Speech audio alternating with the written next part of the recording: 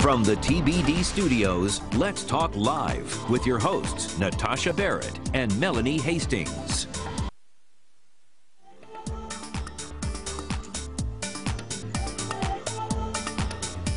Women are making great strides in the workplace, and while women are leading the pack when it comes to getting those degrees, well, we are still lacking when it comes to taking leadership positions. Let's Talk Live's life coach Margie Warrell is here today to talk about how women can take a bigger stand in the workplace. Margie, so good to see you again. You too. So this is a not such a great statistic, knowing that so many women are graduating from college, getting those degrees more in larger numbers than men. But why are we not making it to the top levels of those boardrooms, the senior levels of government? There is a lot of drop-off before you get to those top positions and really sitting there on the boards. And you know, in 1995, the UN ran a conference for women, and they made a commitment. Let's try and get 30% women in the senior decision-making roles, whether in government, in the corporate world. And some countries around the world have done that, but the US and Australia, where I'm from, has not. And the fact is that when you get more women sitting at the decision-making tables, it changes the decisions that are made. And it's ultimately good, not just for women, but for men too, for everyone. How does it change the decisions that are made? I mean, does it favor women, those decisions? Well, you know, I think more favorable for like family issues? Yeah, absolutely. You know, it does allow for more opportunity, more upward movement of women. It allows for women to incorporate, you know, looking after their family with their job, that they're not two mutually exclusive things. You know, better access to childcare and being able to kind of make it work so it's not one and the other, that you can do both. And that's the big thing. That's why a lot of women drop out. They think, how can I have my kids, raise my kids, and still pursue, you know, an exciting and challenging career? So that's a big one. But I think, you know, to me, at the heart of it all is how we see ourselves as women. You know, we have to see ourselves as leaders before anyone else will see us as a leader. And so often we think about leadership in regard to a position of authority. You know, you're the president or you're the vice president, you're in a senior position. But leadership isn't about a position, it's a choice.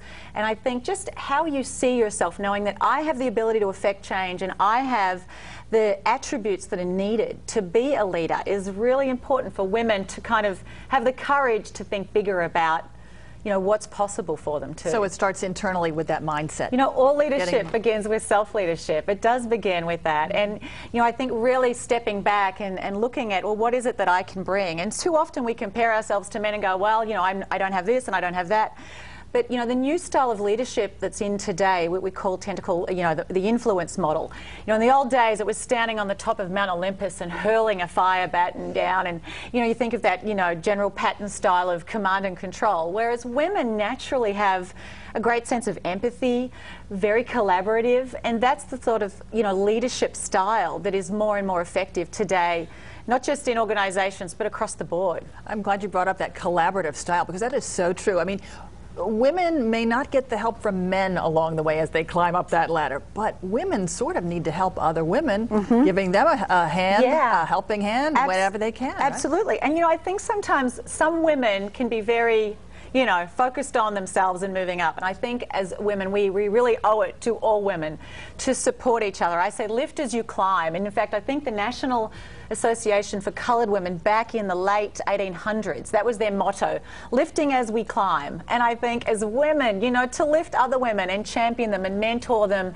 you know, when we're in a position of influence and we've had experience that others younger than us haven't, you know, encouraging them and supporting them and connecting them into our network and helping other women get to that next step. I think that's, it not only benefits others, it benefits everyone. It sure does. So what are some of the reasons that women are kept back? I mean, are we talking about women who choose positions that maybe pay lower, or, you know, teaching positions or part-time nursing positions, something like that, as opposed to a guy who might be on the corporate track or, you know, pursuing a medicine degree or something in law? You know, there's many reasons, and I don't have any firm statistics on this, but I know from my own experience, men are much more assertive and much more likely to go in and say, okay, what do I need to do to get to the next level? You know, can be more aggressive as far as moving up the ladder. Well, if a woman does that, they're seen as being too abrasive and in your face. Yeah, and there can be that perception of women, but still I think we have to be, you know, advocates for ourselves, and we need to be proactive, we need to be assertive and say, okay, what do I need to do to get to the next level?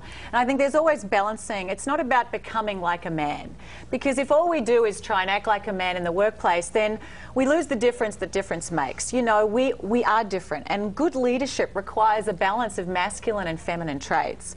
But I think being more assertive, being more courageous, and, you know, courage, as I wrote about in my book and we've talked about before, isn't the absence of fear and doubt, it's action in the presence of it. So asking yourself, you know, what conversations do I need to have that I'm not having? Where can I be more bold in the requests that I'm making? Where do I need to make a stand on something? Where do I need to, you know, speak out, even if it risks some controversy or confrontation? So I think, you know, I think, hold ourselves back. Not necessarily that glass ceiling, but sometimes we put ourselves in, I call a glass cage, by all the beliefs we have about what we can and can't do.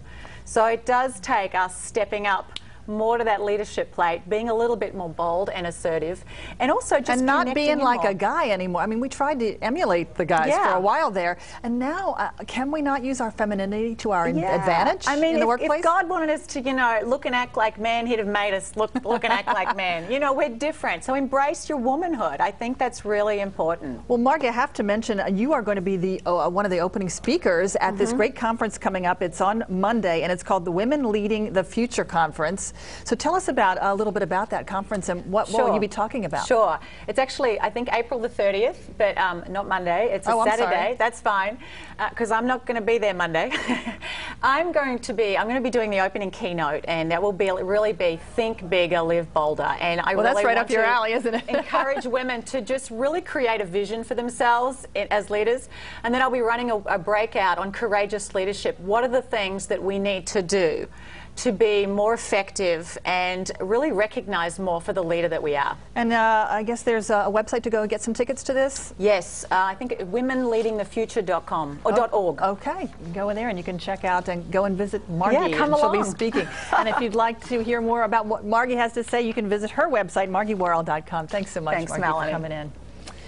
Up next, Philip Stewart's going to be here, and he's cooking up something very tasty with Executive Chef Byron Brown from Sensorium. You're not going to want to miss this. If you have some more, if you want some more, you can follow us on Twitter. It's Let's Talk Live DC, and we'll be right back.